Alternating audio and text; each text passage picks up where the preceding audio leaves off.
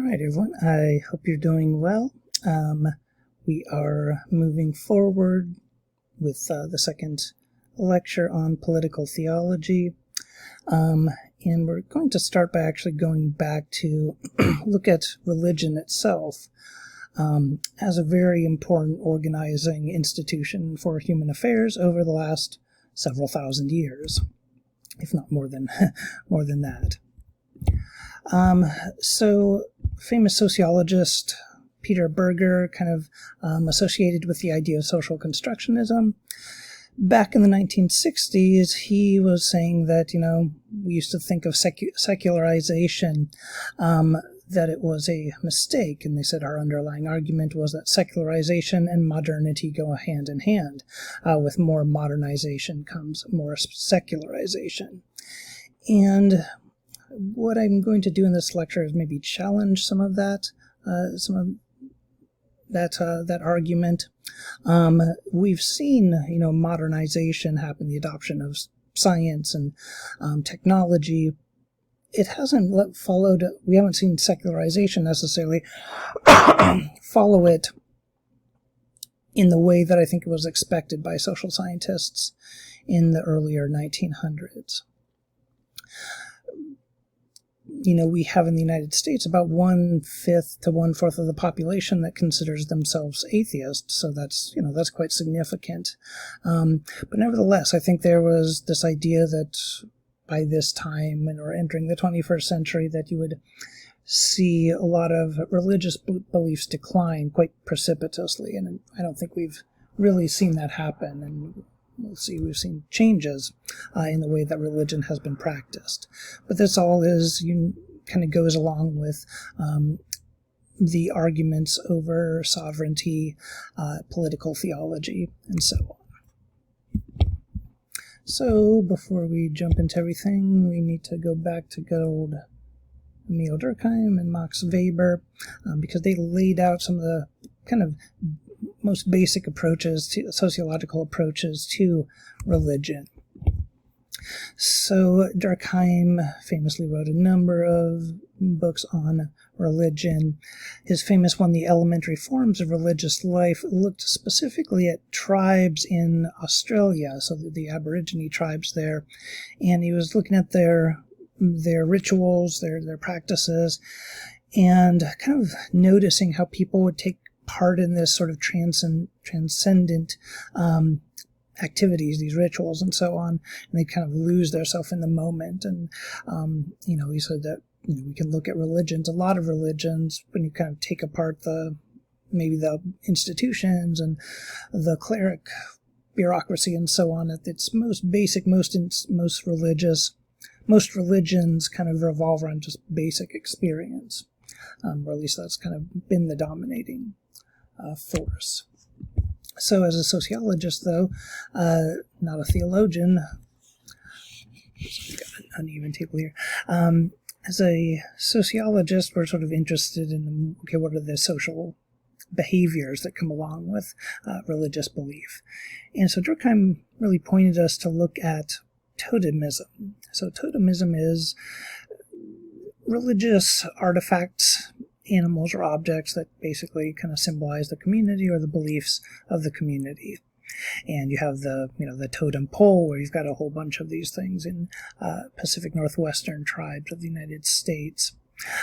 You also have, major symbols in Christianity and Islam and basically all the other major religions. So Durkheim, though, as a sociologist, was interested in how people kind of thought of their behavior, their own lives, and so on. And he made this distinction between what he called the profane, which are sort of mundane, ordinary activities, not necessarily bad, he should have just called it mundane, but anyway, and then the sacred, and these are sort of inspired by religious beliefs or reverence for higher powers and that sort of thing. Profane, sleeping, your phone, your laptop, the sacred, the holy text and totem of your particular faith. So, Weber looked at it a bit differently. He unlike Durkheim, wasn't as interested in just the basic kind of transcendent experience, but was interested in the rationalization, the growth, the social organization of religion. And he makes the argument, and others do too, that Judaism and Islamic are monotheistic, but it's a big debate amongst Christians about where to put Christianity. Usually we consider it monotheistic, but if you really pay attention to it, there's a holy trinity there that's not necessarily as clear as it might seem. And then, of course, there are religions such as Buddhism, Hinduism, and kind of belief systems like Confucianism that are less focused on certain guidelines from gods and other deities that we see in, say, the Abrahamic faiths and other religions. Now, I'm going to talk a little bit about magic because it's sort of important for where we're going. What does it have to do with sociology, political sociology? We'll see. A fantastic book came out a year ago or so called Magic, A History from Alchemy to Witchcraft, from the Ice Age to the Present.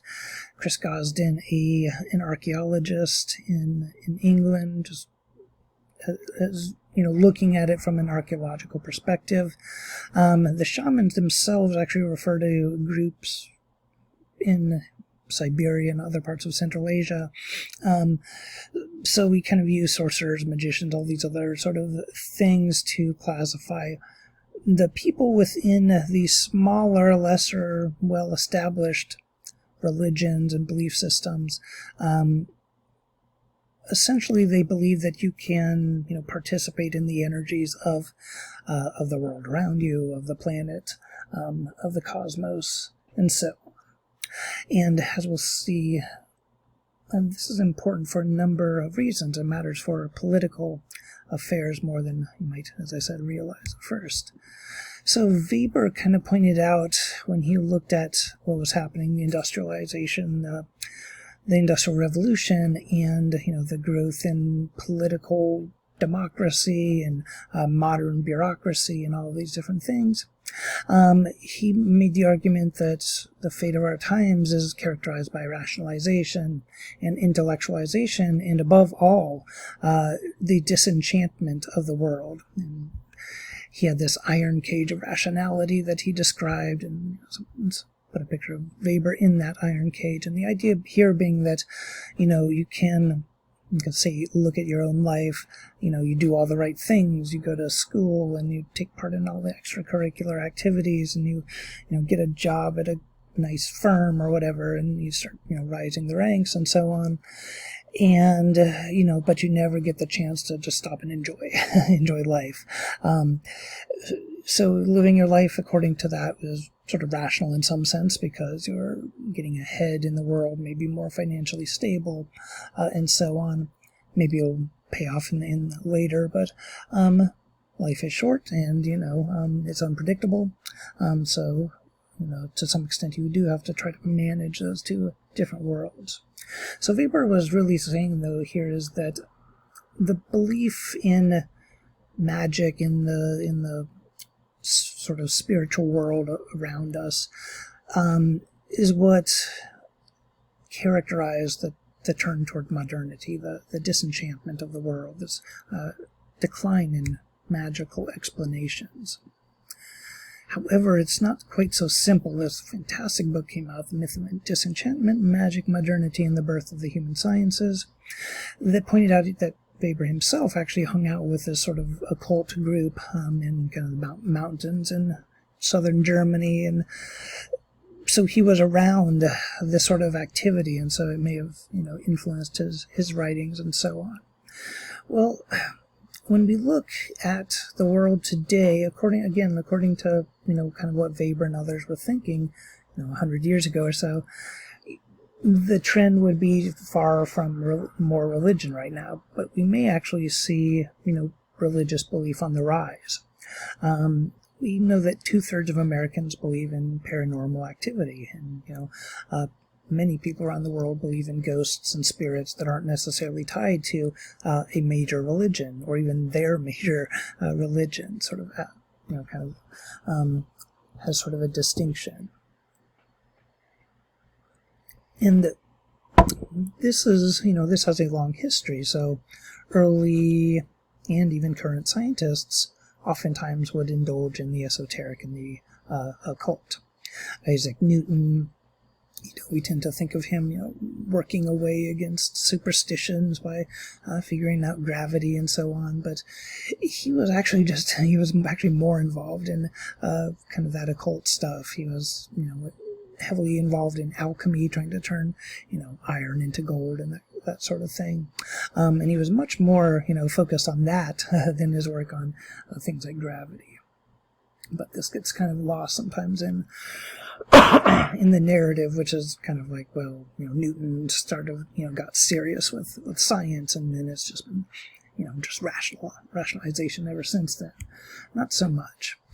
The author of this book, Jason Josephson Storm, one of his first books was looking at Shinto in Japan, and basically the social construction of this national religion that kind of developed from kind of folklore and folkways around Japan and other parts of Asia, and was kind of instilled with kind of more oomph or something by the Japanese state. So again, things are changing constantly, and you see new belief systems popping up all the time. There's this podcast, Hermetics, has a good interview with Jason Josephson Storm and a few other people we talk about in this class. So another kind of work in this area, and this was just kind of interesting and influential. As I said, there's the decline that you see in official magic, but we're seeing something interesting now. I mean, actually, if you look at polls on this and other research, there's this uptick in people that are practicing esoteric things and the occult, and maybe becoming religious for the first time, or becoming more faithful.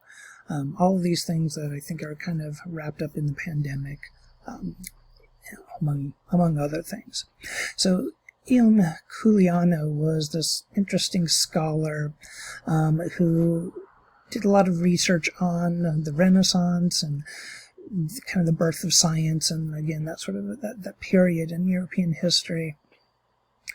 And he made this argument that basically everything people could activate their magical selves by sexual desire, things like that, and that they would practice certain things during sexual encounters and so on. So he made the argument too that magic is basically this precursor to modern social science, modern psychological methods. And he says, the magician is the distant ancestor of the psychoanalyst, and the advertising and publicity agent. And I've made the argument, I think others too have said this, psychoanalysts, that kind of started with Freud in the 1900s, in many ways they kind of played the role that a Catholic priest had played in the past, confessions and this sort of thing.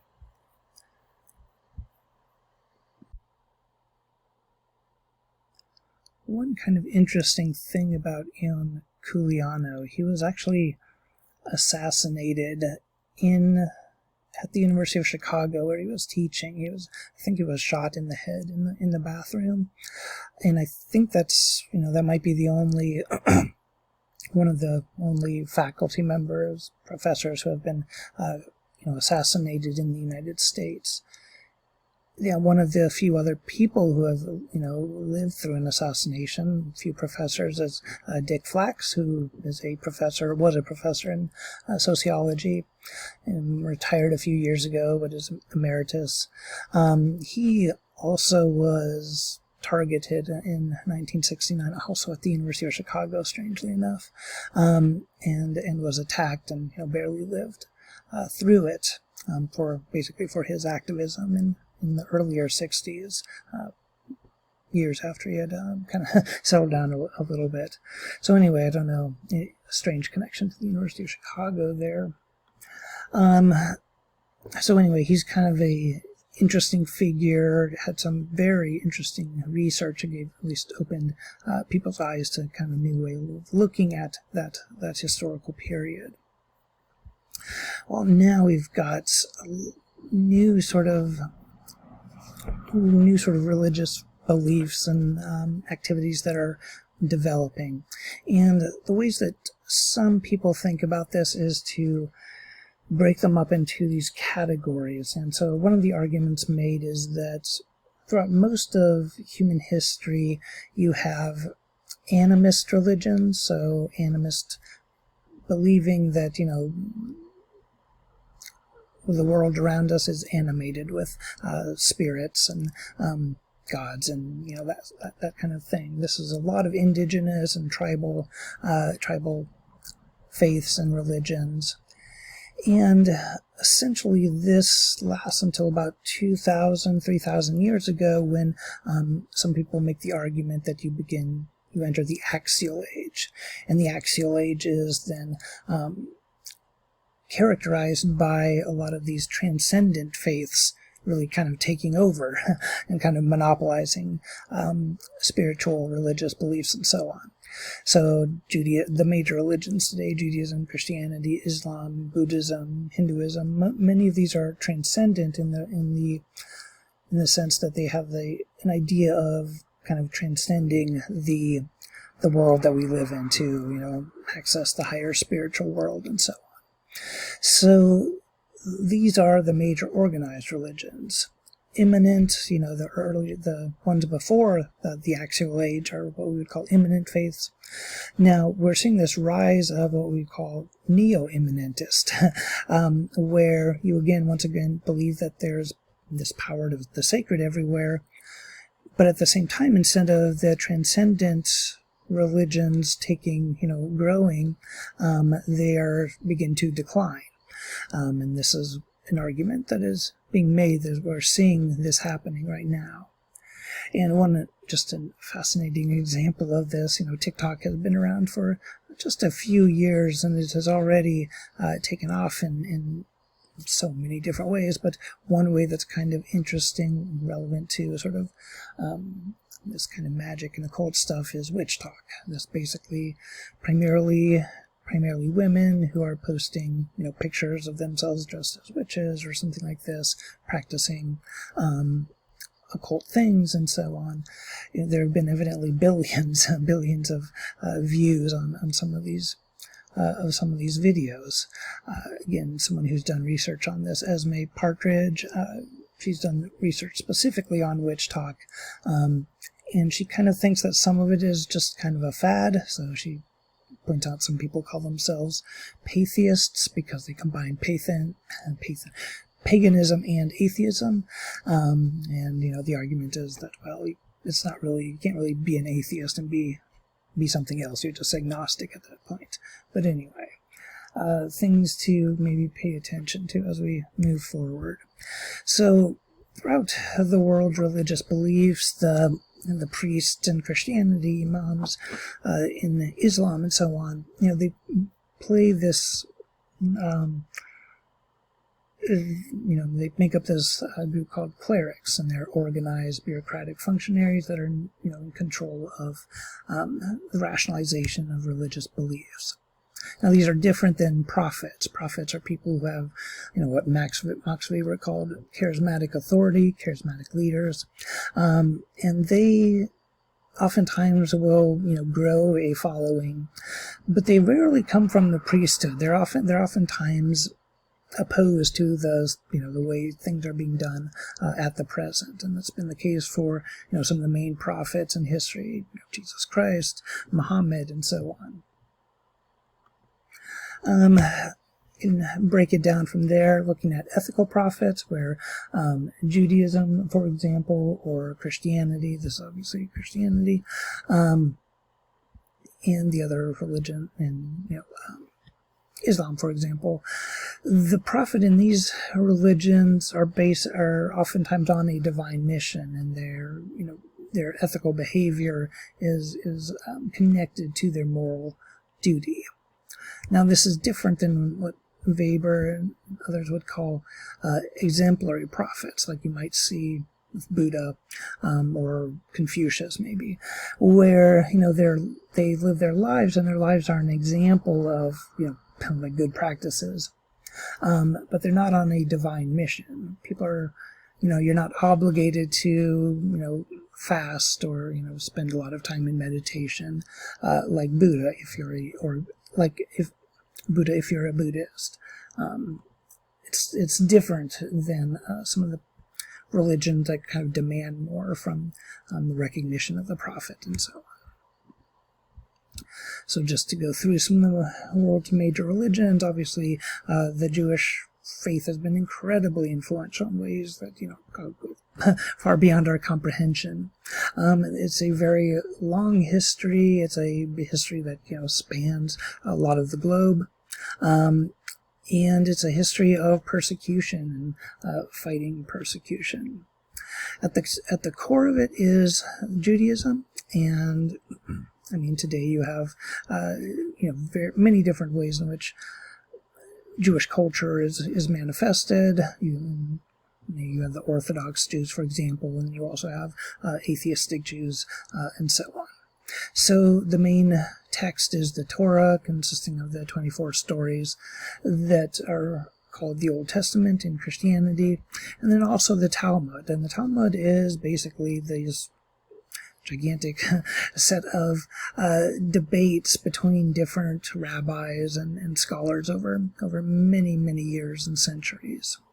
So this kind of plays the major, these are the major works of Scripture for the Jewish faith.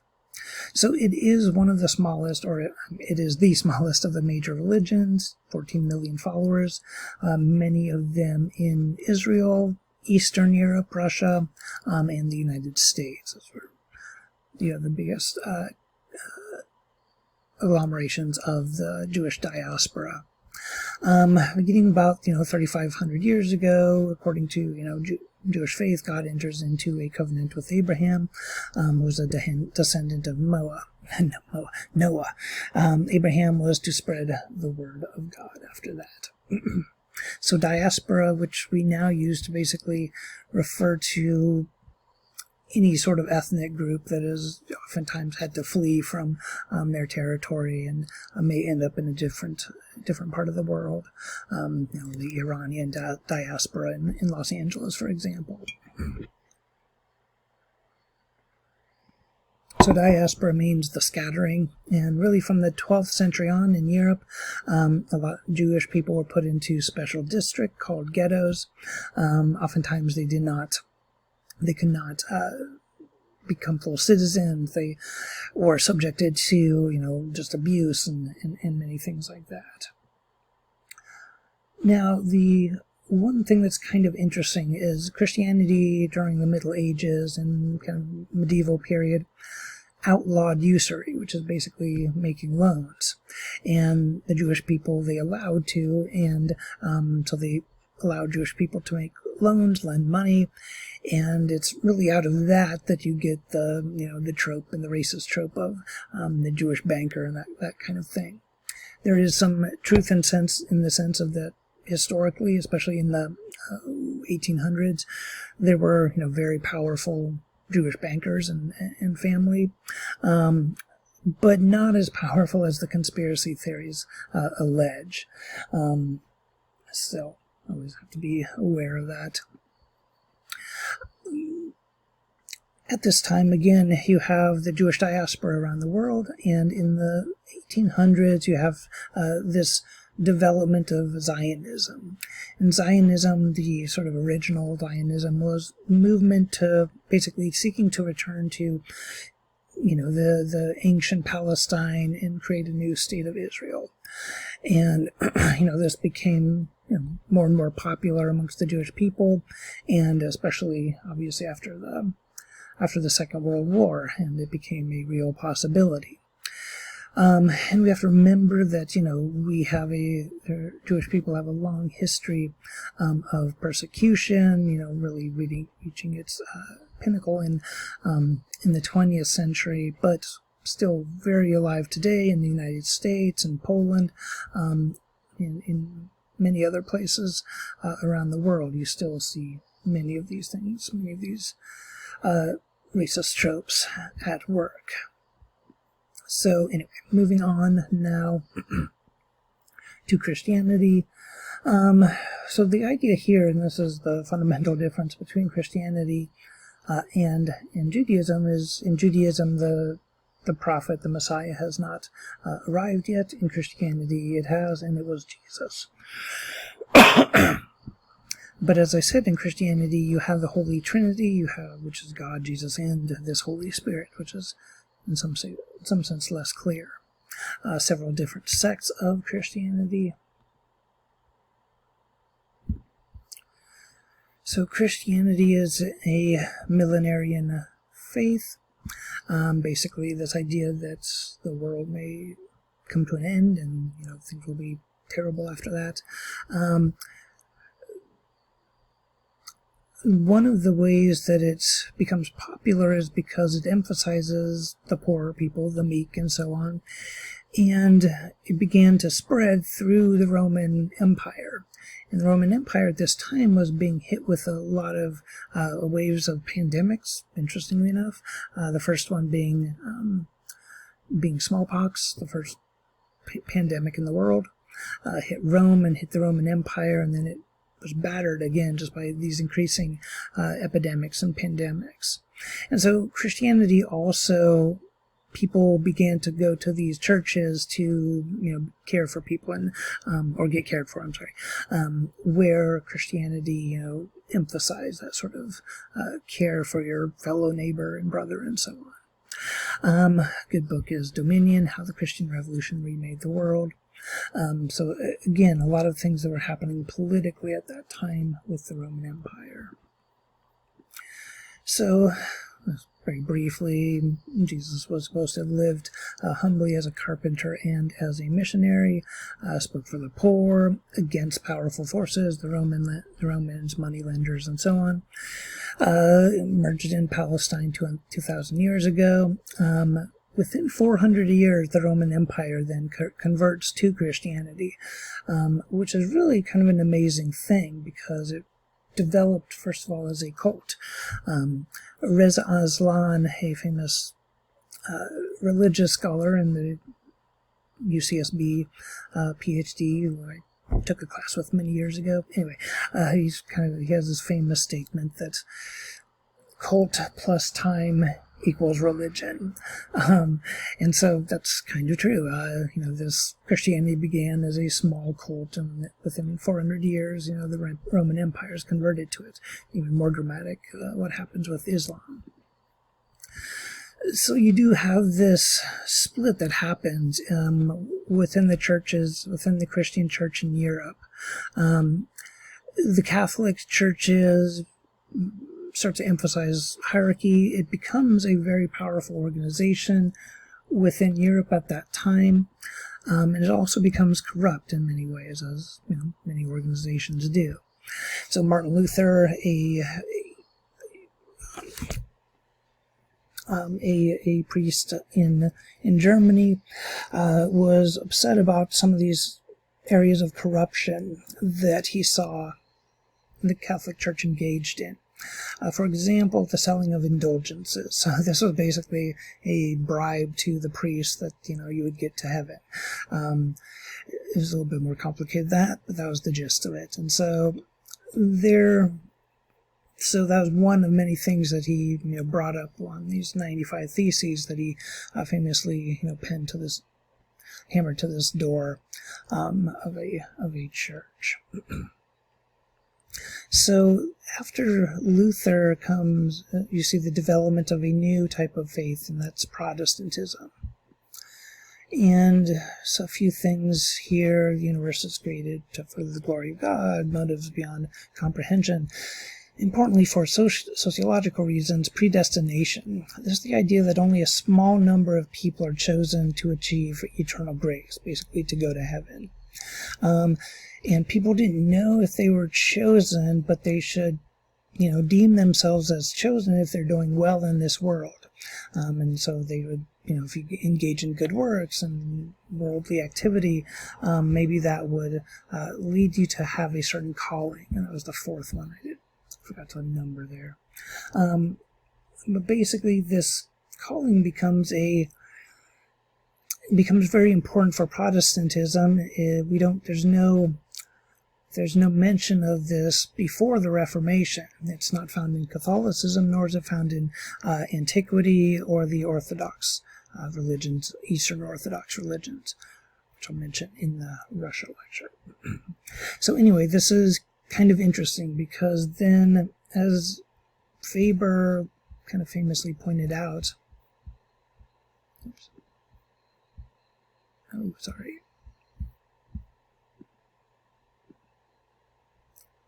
right. Okay, sorry about that. Let me pull this up here. Okay. All right, so anyway. So basically, there's this idea of a calling, and so, the calling that you're supposed to be doing whatever you are in life, and this becomes a very central piece to capitalism. Oops. Trying to get back to, okay. So the calling becomes very important. It meshes well with the capitalist ethic of, working hard and, making money from your hard work. The Reformation, basically, it kind of put these mundane, or what, Durkheim might call mundane activities, profane activities, at the center of sort of the faith and so on. And because of that, it kind of meshes well with this economic system that's emerging, that kind of is supposed to pay you based upon how much what you work and what you can sell, and entrepreneurialism and that kind of thing.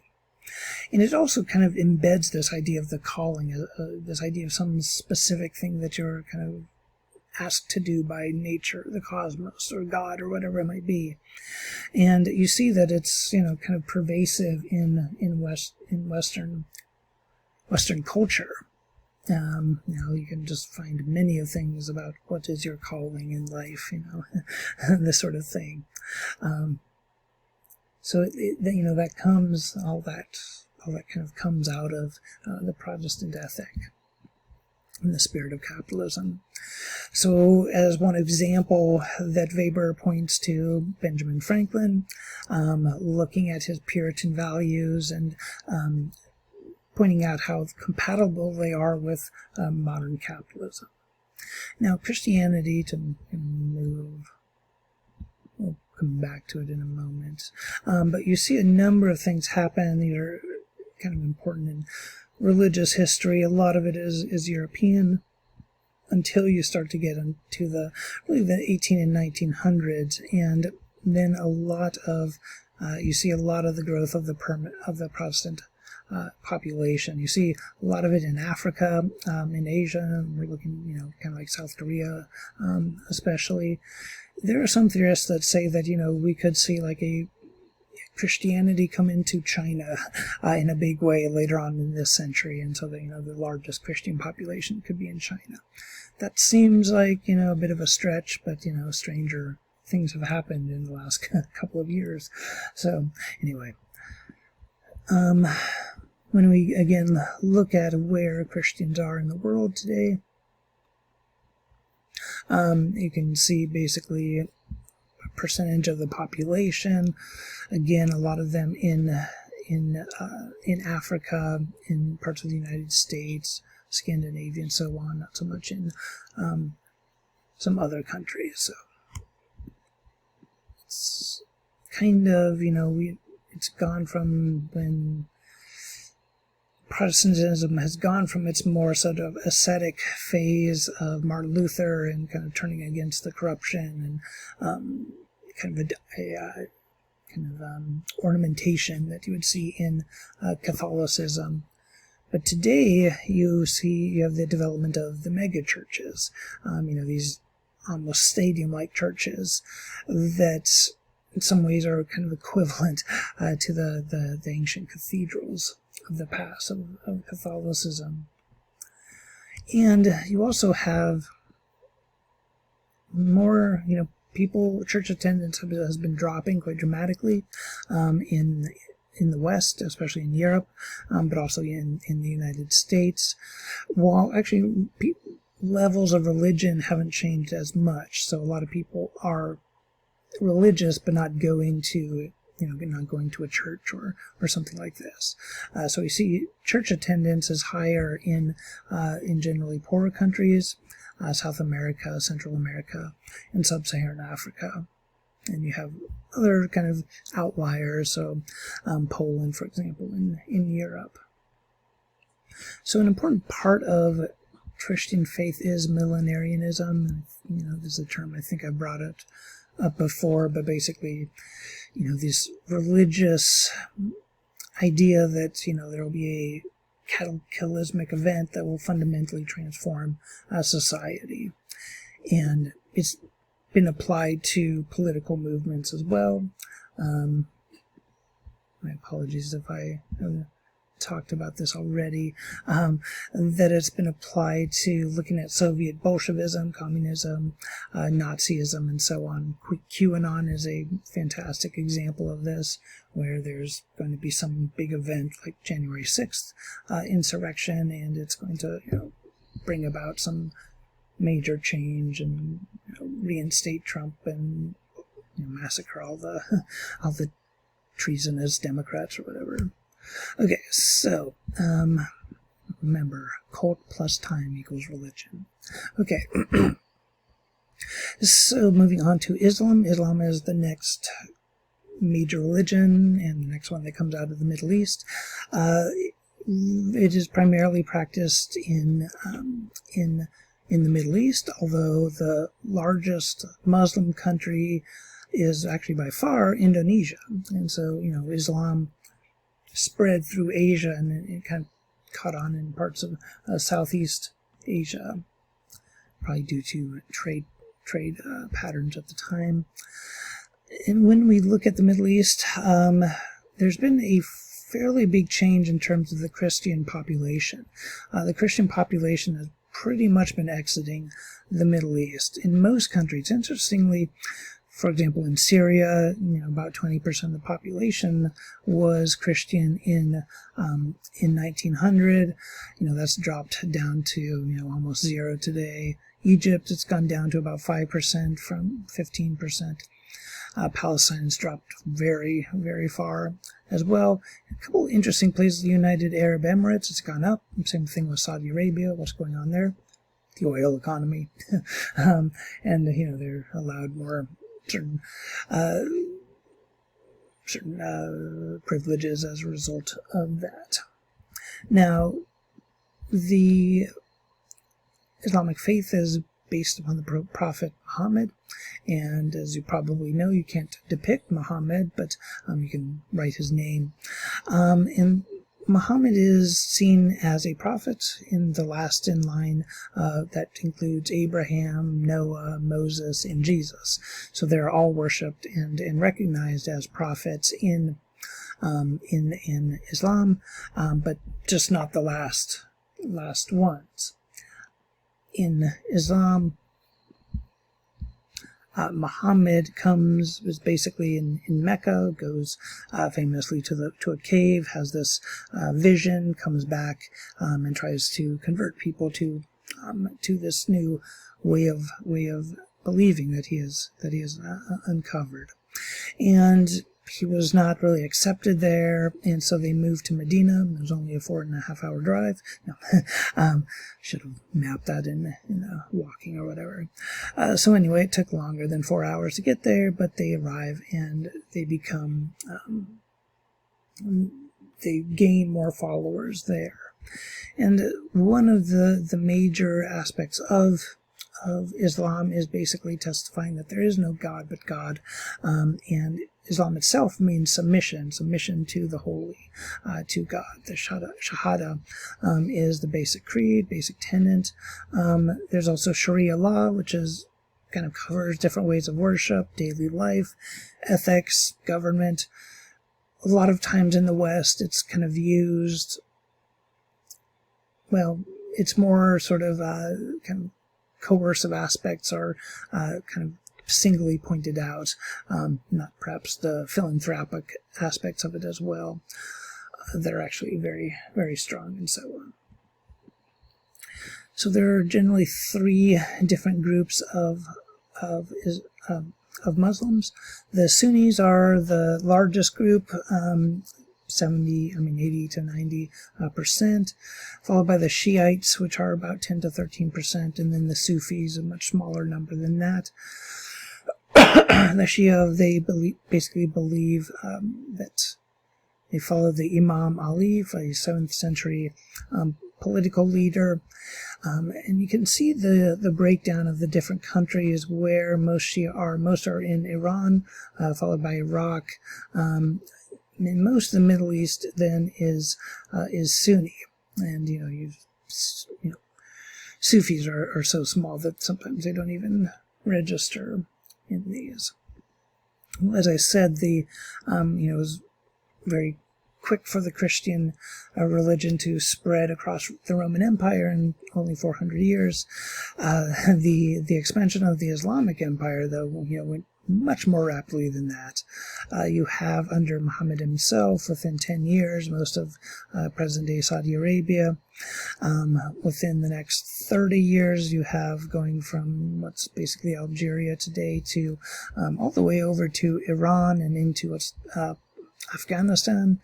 And then, within 100 years, a little over 100 years, all the way up to Spain and going all the way into what today is Pakistan. So it becomes a pretty enormous empire for a while. And after a while, there's also parts of it are beaten back, or new states emerge, new empires emerge, and so on and so forth. And so you can kind of look at it. This map also kind of shows the different military campaigns that were involved in the spread. As I said, that it has a large following in parts of southeastern Asia, particularly Malaysia, Indonesia, but also Brunei. So very large populations of Muslims in those countries. The Philippines as well has a fairly large Muslim population. Oh, I think this slide I meant to put in back a little bit earlier. So this is some very interesting numbers. 2011, 84% of Egyptians in a survey said that they supported Sharia law. In a survey in 2016, only 34% said that. So that's a drop of 50%. Either those numbers aren't accurate, or there's been a very big change in people's beliefs, religious and social, political beliefs. So anyway, something to watch in the coming years. Then, we have a lecture on, a full week on China coming up, so I'm mainly going to focus on India right now.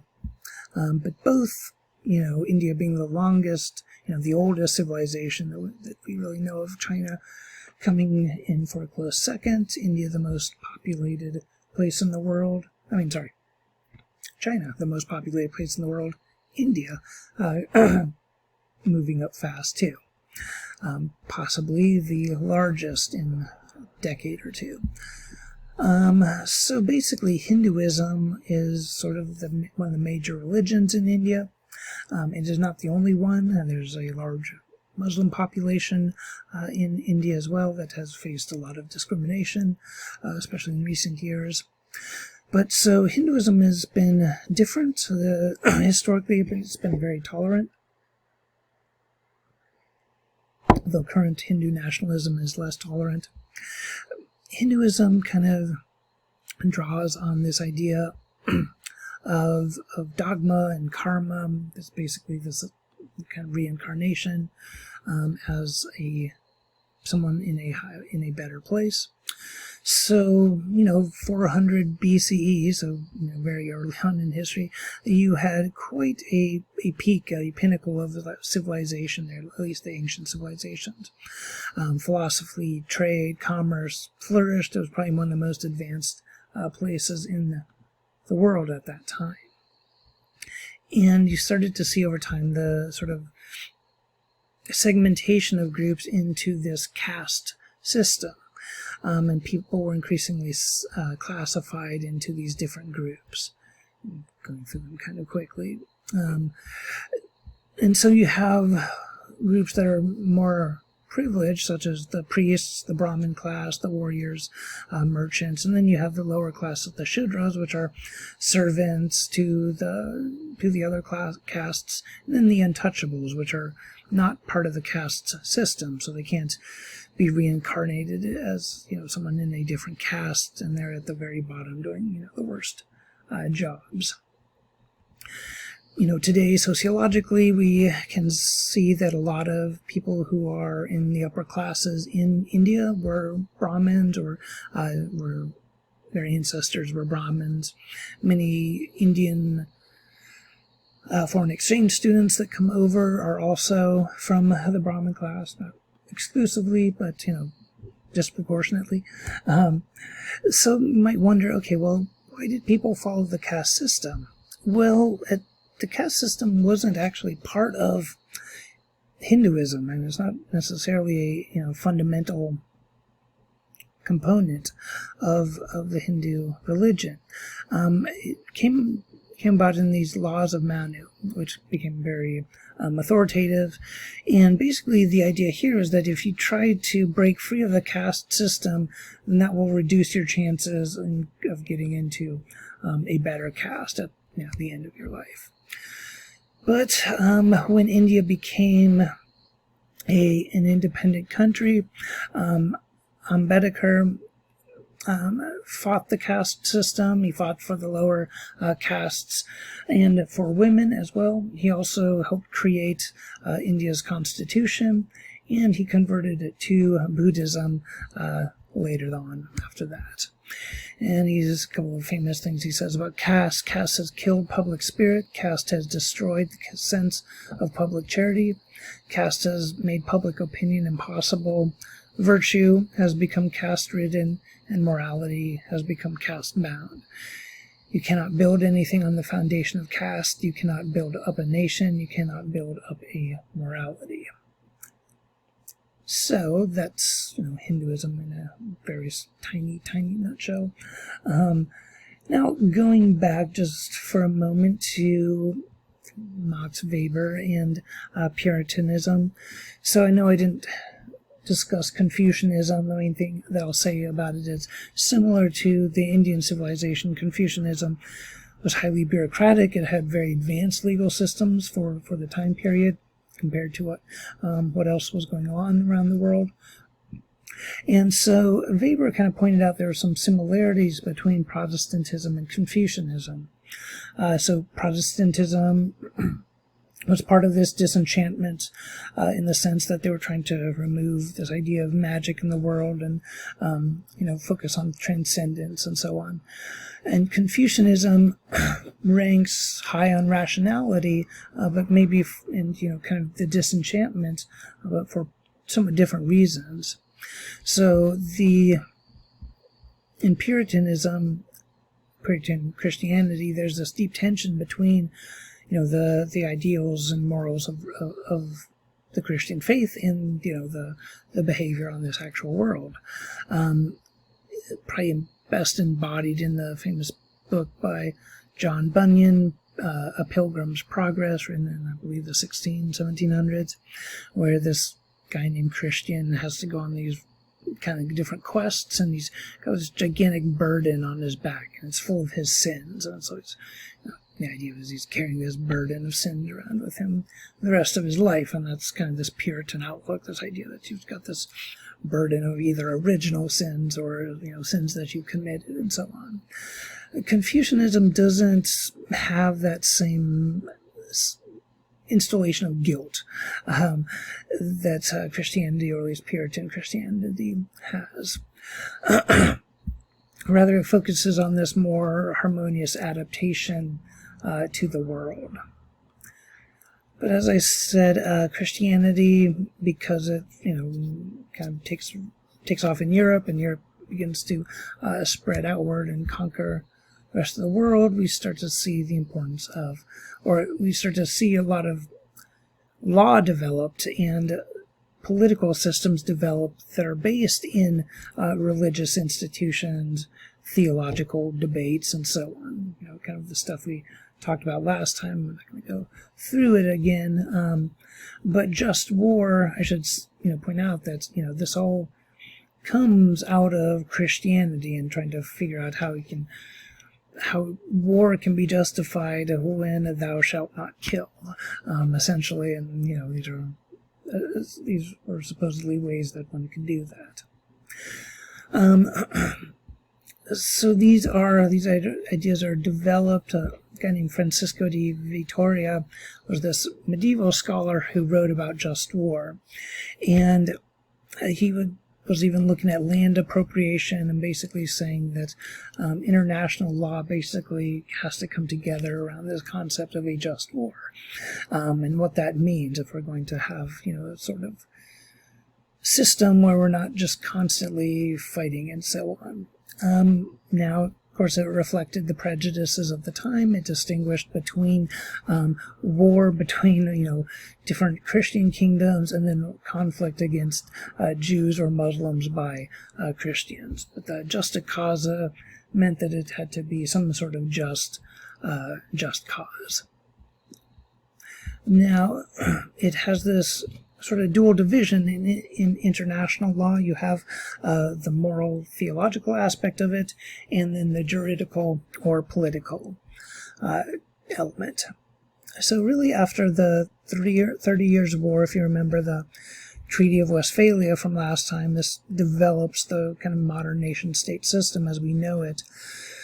A number of other things that it kind of develops is this idea that war is only something that can be authorized and organized by the nation-state.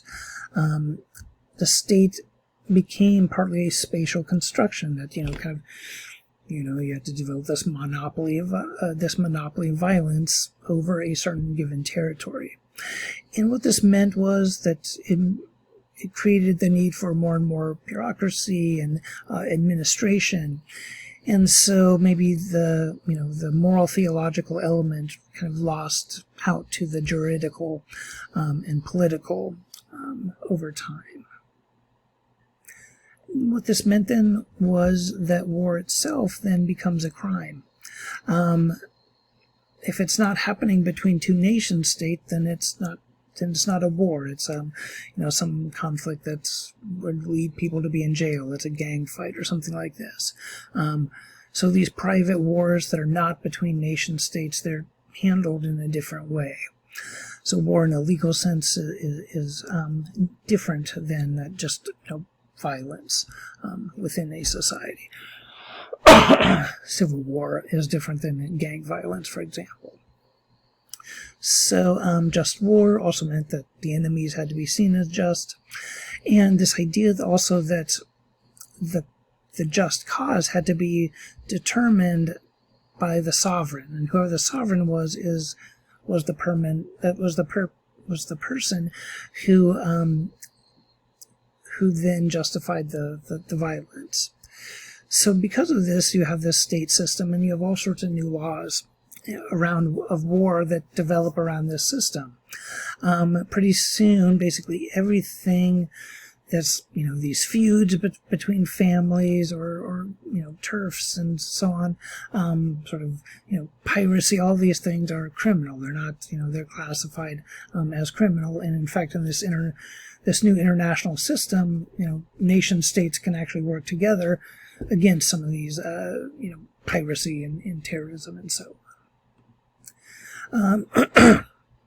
As I said, we have in most of Western Europe, you have Catholicism and Protestantism.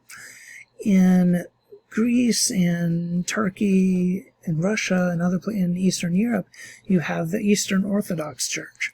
It takes a few different forms, and we'll return to this when we talk about Russia in the future, because the Russian Orthodox Church and their patriarch Kirill right now, they're more involved in or more supportive of the war that Russia's waging than other religious organizations.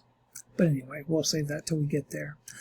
So coming out of these theological explanations, you have the philosophers of kind of the European state coming forward in the 16th and 17th and 18th centuries.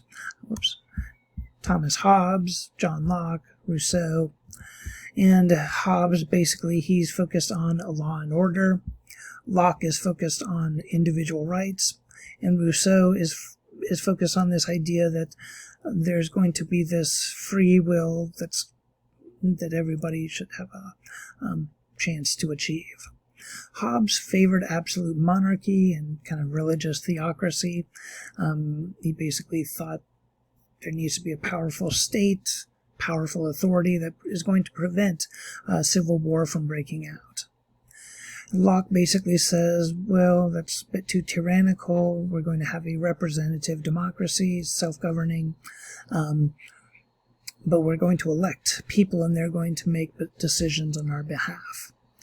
And then Rousseau, also self-government, except he believed in direct democracy. And direct democracy would be like if we all got together and voted on everything from, water sewage lines in our town to international affairs. In other words, it's something that can't really happen at a larger scale. There was kind of theories that maybe early on with the internet, maybe this would allow that to happen, but it still doesn't seem to be the case. I think we'll be electing people to represent us for some time. And that comes with certain pros and cons.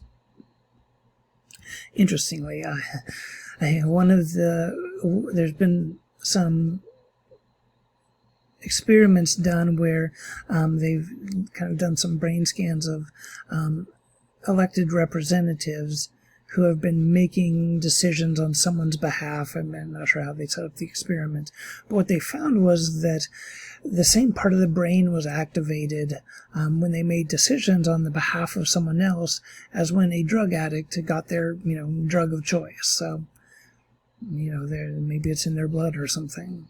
So anyway, just kind of looking at Hobbes, Locke, and Rousseau, because they're sort of very important for this idea of the Enlightenment that has been really kind of sort of in conflict with religion for the last few hundred years. And you've seen various sort of negotiations of these different ideas of individual will, of law and order, and maybe the general will, and so on. So, kind of bringing us to where we are today, there are a few things. So, looking at Ukraine and looking at, January 6th and what happened at the Capitol, we can see the focus of Hobbes and Carl Schmitt and others on sovereignty is very important. This is the idea that there's a sovereign people, a sovereign government that is the clear leader, and they make decisions either for a community, on their behalf, that kind of thing. So again, I'm going to talk about some of the work that Carl Schmitt did that touches upon this, kind of point out where he was sort of coming from. In the 1920s and early 1930s in Germany, there's something called this conservative revolution. And it wasn't really a revolution, but it was a number of activists, political activists, and philosophers that were trying to bring about a new aristocracy. They were opposed to the democratic government of the Weimar era, which is the republic that comes into power after after the First World War, the first democracy in Germany. And so this conservative revolution, embodied by Ernst Jünger, who wrote this book, Storm of Steel, and a lot of other stuff, kind of very interesting person, along with a guy named Oswald Spengler, who wrote this book, The Decline of the West, Nick Machiavelli and Nietzsche. Not sure if that's Hitler. But anyway, Hitler was sort of part of it, but he was kind of on the further right. And then Carl Schmitt. And so these were this belief, basically, that you needed a powerful aristocratic government instead of a more democratic government. And so Schmitt is writing about this stuff. His kind of famous first work kind of lays it out, The Crisis of Parliamentary Democracy. And he also talks about something called the political. So the political is basically politics. But he's trying to talk about how it's described. The political refers to something more than just politics. It refers to this kind of underlying energy that happens, that we're engaged in our economies, in our religious lives, in our scientific pursuits, and so on and so forth. And this is basically just the association of human beings. And so in the early 1920s, he makes this argument about Article 48 and the Weimar Constitution, saying that this would allow, the government to fend off the far right and the far left. But it was actually used to basically permit Hitler to rise to power, things I think I mentioned. Now, this happens under the state of exception, this kind of emergency laws. And basically what ends up happening, though, is that this state of exception ends up turning a democracy into a dictatorship. And, it's sometimes hard to go back to a democracy after that. So in this work, what he was arguing was, what he was doing was arguing that democracy and liberalism are sometimes in tension. And this, as the Courtney Hodrick, I believe that's how her name's pronounced, in the readings for this week, she kind of talks about this. I'll be kind of referring to that reading for the rest of this lecture for the most part. So basically, Schmitt argues that modern parliaments, legislatures can't handle mass democracy, and that basically, at the end of the day, liberal parliaments, legislatures, Congress, that sort of thing, they have this relationship to the truth, but it's not really a relationship to the truth. It's more a function by which you have this competition of opinions. Whether you come to the truth is sort of beside the point, but this is how, societies are supposed to conduct themselves. And Schmitt thought this was problematic, and it's hard to argue. There's some truth to that. That we see in our Congress and legislatures. If anything, they're living in very, very different realities. Or at least their interpretations are very different. So anyway, that's why he says we shouldn't expect the truth to come out of these institutions. You may or may not agree with that. Early on in the 1920s, Richard Thoma offered a defense. He said, first of all, there's no essential structure of these systems. Democracies, they often change according to circumstance. We've seen the American system change dramatically for a variety of reasons. He does accept that Schmitt's right that the discussion in legislatures are about what he called decisionism rather than truth. So, trying to, pass a law, make decisions about funding, schools or something like that, rather than, coming to the all-important truth about, what education is. So he says that, myths are important. Schmitt kind of gives a lot of important, national myths and things like that. Thomas says that political parties actually matter more than myths, partly because they're able to develop narratives that might become myths. Others have pointed out that Schmitt's main concern was this tension between liberalism and legislature. And he may have felt differently if conservatives may have dominated electorally, which was not the case at that time in Germany. Still, we don't see a state of exception in public law today, which is kind of fascinating given its potential importance right now. There's also a distinction between a commissarial dictatorship, which would be, emergency, martial law in order to maintain the Constitution. Say there was like a civil war breaking out or an attempted coup, something like that. And then there's the sovereign dictatorship, which basically, seeks to overthrow the Constitution, not maintain it. So they are, they're different. And it's important to understand, though, that even when you have a commissarial dictatorship, that they can become a sovereign dictatorship. And that's essentially how the Nazis came to power. Now, looking at today, I want to kind of explore some of the things that Hodrick is arguing or examining, and I will do this very quickly so that we don't go over time.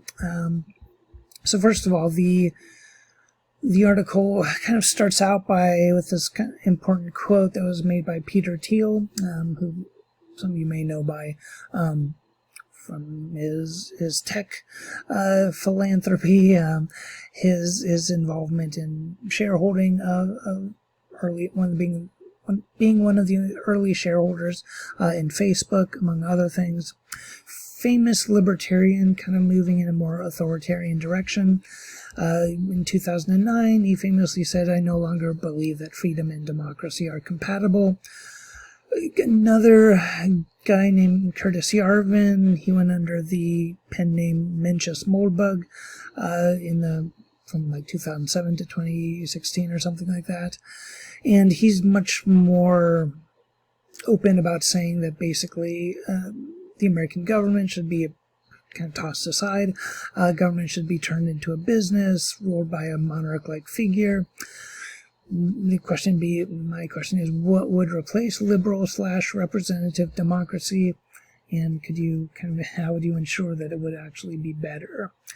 So, as the articles talk about, and I talked about last time, this is a neo-reactionaries. Yeah, I introduced Yarvin last time. But anyway, so the argument that Hodrick makes is that there's this dichotomy between sort of libertarian neo-reaction and then the more populist alt-right that kind of embodies the distinction that Schmitt has between liberalism and democracy. So liberalism tends to be maybe a little bit more aristocratic, not as masses-based as say, populist democracy. And so that's kind of where we see that connection there. So Hodrick argues that the political theology of neo-reactionaries is a liberal one, a neoliberal one, perhaps. So neo-reactionaries usually actually reject violence, and they deny the friend-enemy as the essential political dichotomy. Oftentimes they depoliticize the concept of legitimacy, see markets as being the main legitimating function. So Hodrick says that the relative success of the alt-right in comparison to neo-reaction suggests that democracy won out over liberalism. The philosophy of Carl Schmitt is an important tool for scholars hoping to better understand and combat modern right-wing extremism. Some of this, that's accelerationism, neo-reactionism, all of these things, they kind of are being described as a new sort of manifestation of what's called the Californian ideology. Those idea that was written about in the 1990s, Silicon Valley, where it was kind of characterized by right-wing neoliberalism, kind of this belief in technology, favoring markets over governments, that kind of thing. And it was very much based in Silicon Valley. Now, that's very laudable, and I am sort of a pacifist as well, not as committed of a pacifist. Yarvin wants to engineer violence out of society, and that's a very laudable goal. However, Schmidt, Weber, and Charles Tilly, have spent a long time studying history and civilizations, argue that political systems without war are unthinkable. And what do you think about that? Maybe something to examine on Packback today. Remember, Weber said that basically you're going to have violence, and whoever controls that violence is the sovereign power, and so on. So that raises some questions about this engineering of society. One of the problems with Yarvin's view is that he views human beings from a very mechanistic point of view, and from a less sort of organic, emotional way in which we are. That social network analysis has kind of shown, and so on. So, his sort of computer engineering background really kind of comes out in some of his ideas about how society should be developed. Because political theology, at the end of the day, generally is more likely to accept that humans don't just focus on, rational choice theory, which, this idea of rationalizing everything. We believe we're drawn by our emotions to care about, cuddly animals, or the transcendent, all these different things that are not as easily explained from a mechanistic point of view. It doesn't necessarily mean that, they're false or they're real, but just that they're not explainable by those systems of explanation.